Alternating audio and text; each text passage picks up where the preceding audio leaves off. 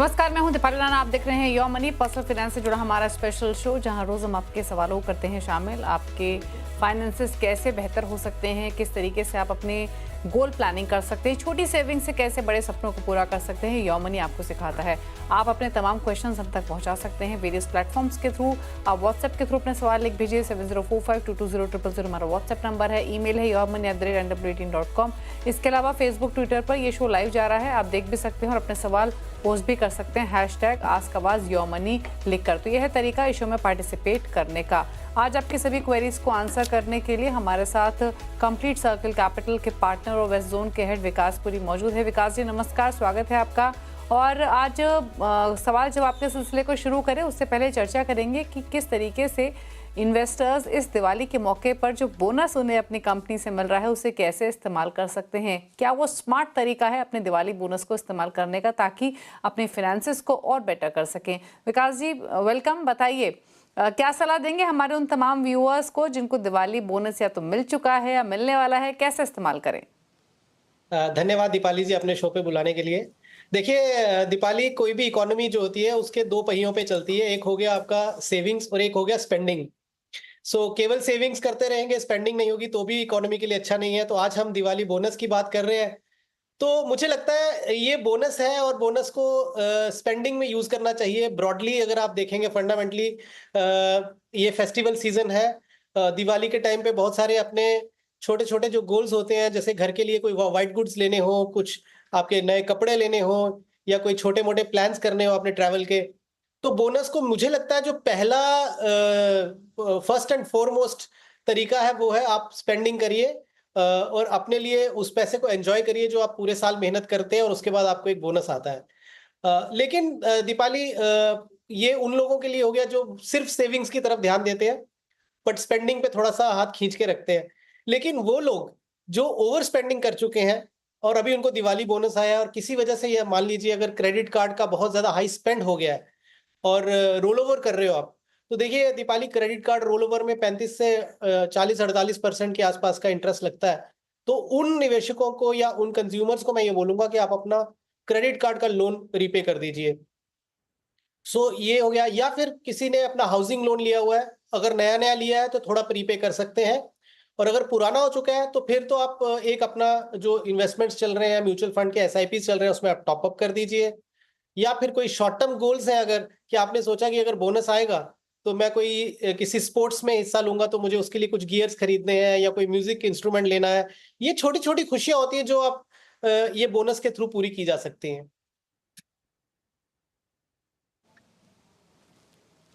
Okay, चलिए, तो क्या सही तरीका है अपने बोनस को इस्तेमाल करने का। कुछ इंपॉर्टेंट बातें आपको बताई हैं विकास जी ने, प्लीज़ उसको फॉलो कीजिए, आपको हेल्प मिलेगी अपनी बेटर फाइनेंशियल प्लानिंग करने में। और आप इस पैसे का सही इस्तेमाल कीजिए। स्पेंडिंग तो होती रहती है लेकिन इन्वेस्ट कीजिए ताकि इसको ग्रो करके तब आप स्पेंड कर सकें। चलिए सवाल जवाब के सिलसिले को शुरू करते हैं। पहले कॉलर वेंकटेश डी हमारे साथ कनेक्टेड है। वेंकटेश, गुड इवनिंग, बताइए क्या क्वेश्चन है आपका। नमस्ते मैडम। नमस्ते, गुड इवनिंग मैम।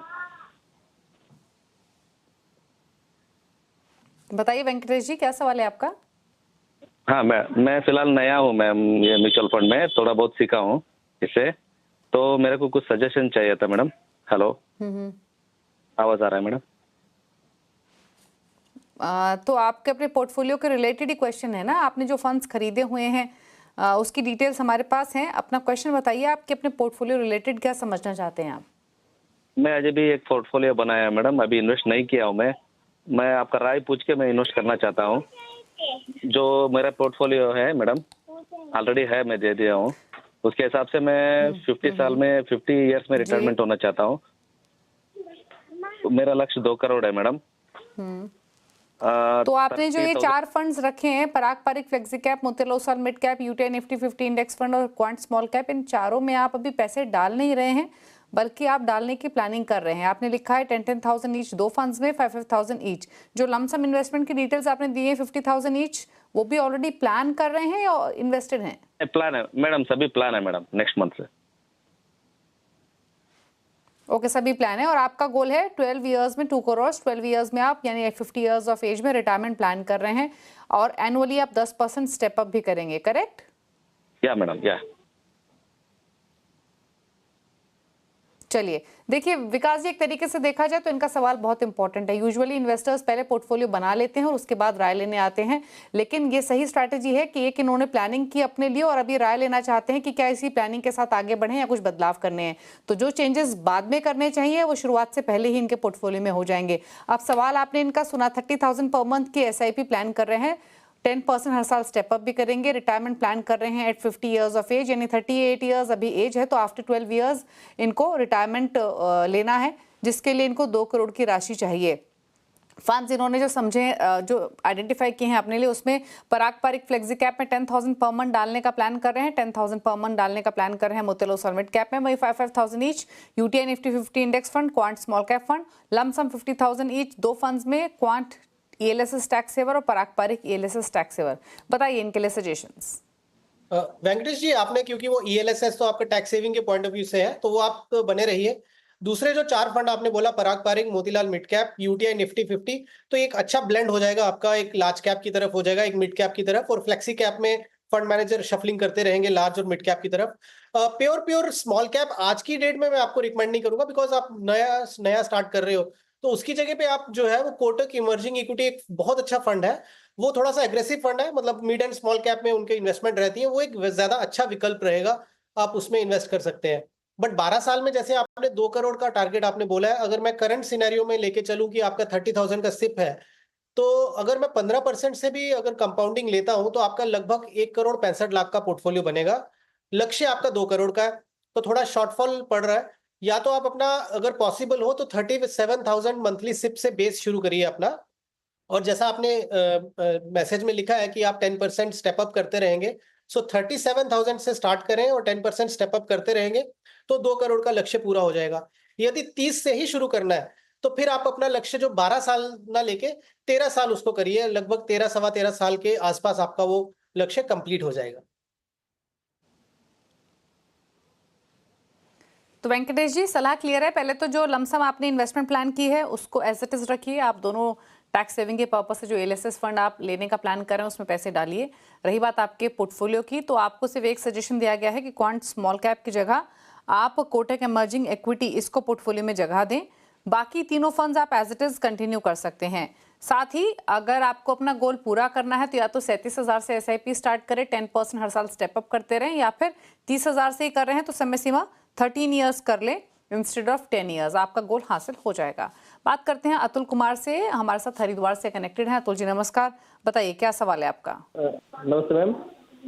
मैंने पिछले महीने से SIP स्टार्ट की है अभी मैम, मुझे तो ये पोर्टफोलियो की जानकारी लेनी थी मैम, सही है या नहीं तो जी।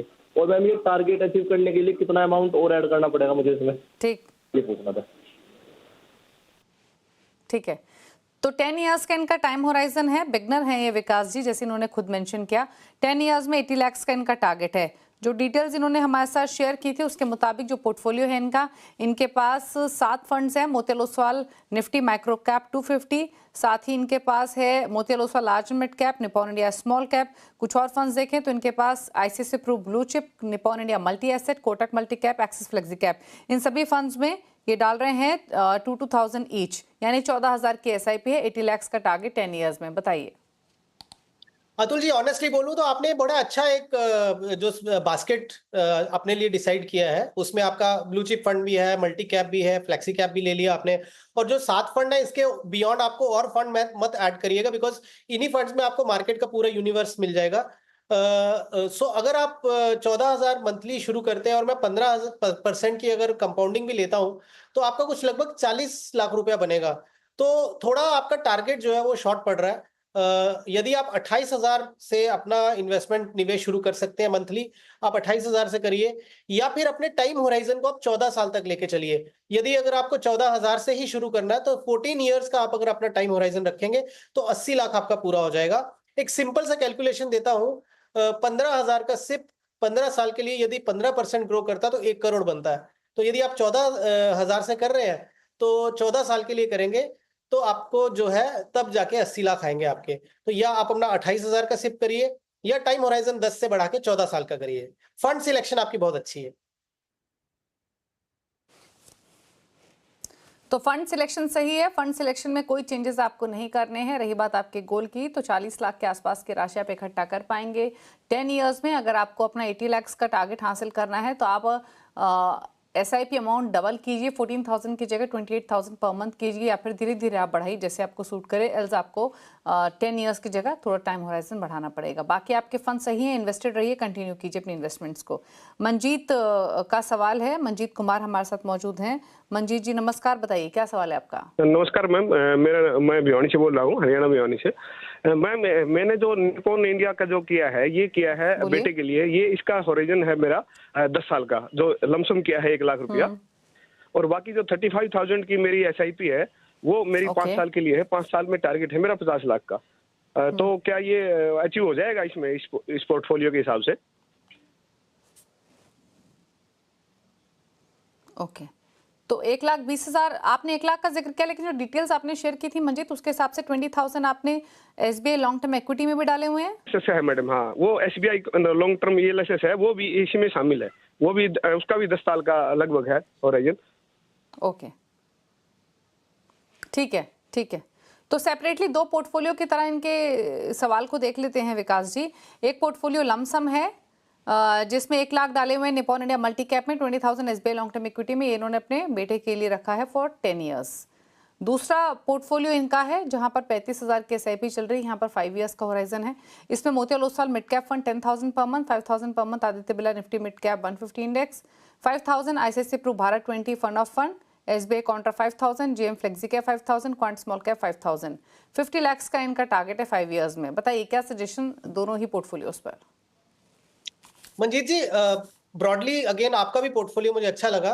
बहुत ज्यादा चेंजेस नहीं। हाँ, जैसा मैंने बोला कि क्योंकि आपका टाइम होराइजन केवल 5 साल का है, तो फिर आप स्मॉल कैप फंड को जो है वो अपने दूसरे जो फंड्स है उसमें मर्ज कर सकते हैं। यानी जितना आपने इन्वेस्ट किया वो रहने दीजिए, बाकी का पैसा आप दूसरे वाले SIPs में बढ़ा सकते हैं।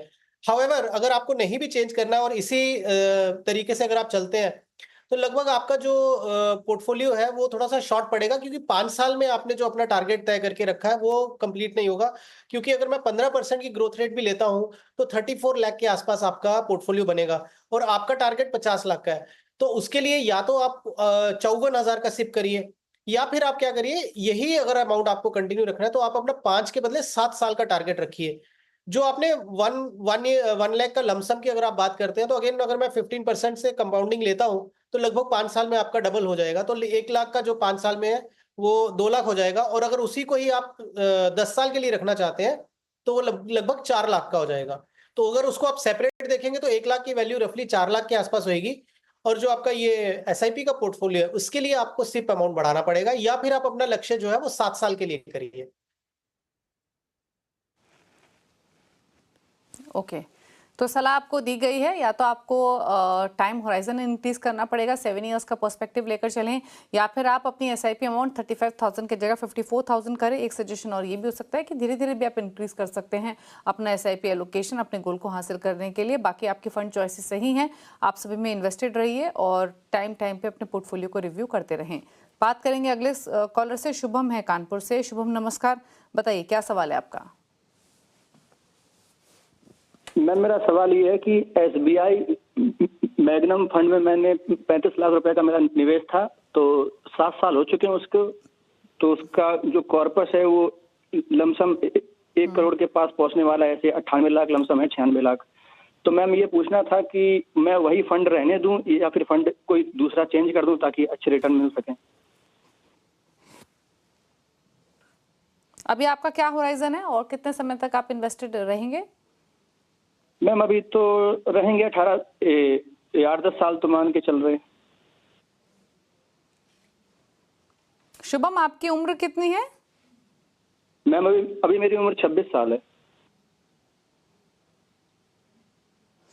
तो पहले तो कंग्रेचुलेशन, 26 साल की उम्र में आप करोड़पति बन गए।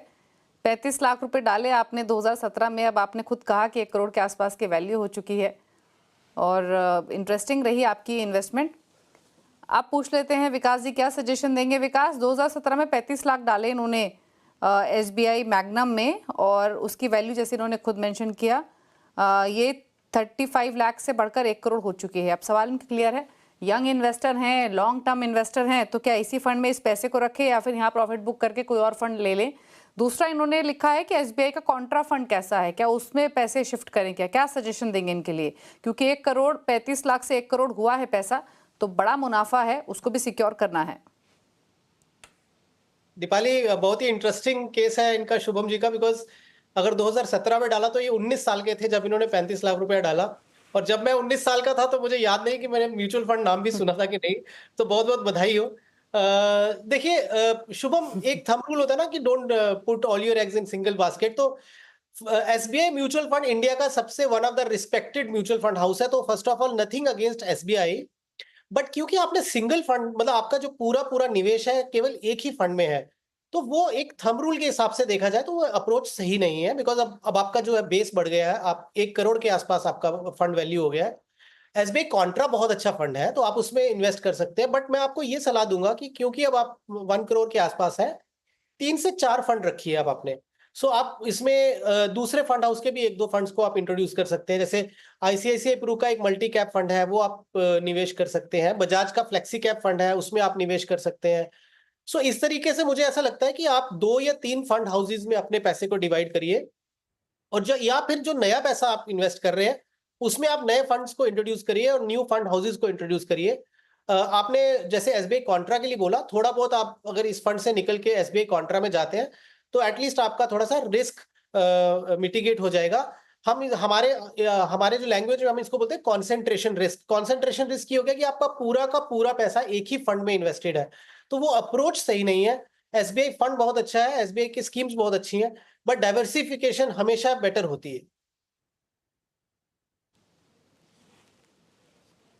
ओके, तो अपने इस पैसे को सिक्योर कीजिए। अब एक ही फंड में सारा पैसा ना रखें, निकाल कर आप उस पैसे को 3-4 फंड्स में डिवाइड कर सकते हैं। कौन से वो 3 फंड हो सकते हैं? Bajaj Finserv flexi cap, ICICI pru multi cap और एसबीआई कॉन्ट्रा। तो ये सजेशन आपके लिए। शुभम, अकॉर्डिंगली आप अपनी इन्वेस्टमेंट्स को प्लान कर सकते हैं। रुक रहे हैं इसी के साथ एक ब्रेक के लिए, लौटेंगे तो कुछ और क्वेरीज को करेंगे शामिल। आप देखते रहिए योर मनी। योर मनी और आपके तमाम क्वेरीज को आंसर करने के लिए विकास पुरी हमारे साथ मौजूद हैं। बात करते हैं अगले कॉलर से। दिव्यानी है गुड़गांव से। दिव्यानी, गुड इवनिंग, बताइए सवाल। Good evening ma'am.